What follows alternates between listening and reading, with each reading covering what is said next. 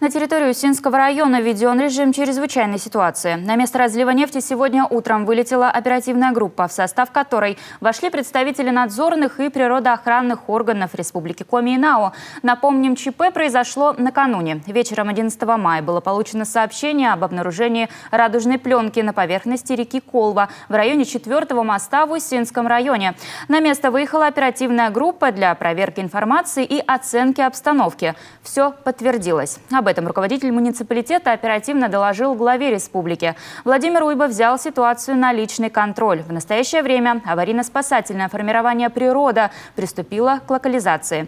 Источник утечки нефти выявлен и остановлен. Он находится в НАУ, практически на границе с Усинским районом, в районе Дюкерного перехода Ожского нефтяного месторождения. Работа нефтепровода остановлена. Для уточнения обстановки на место направлена межведомственная комиссия. Для локализации последствий нефтепроявлений к месту убыли аттестованные силы и средства. В настоящее время проводится установка боновых заграждений и сбор радужной пленки с применением сорбента.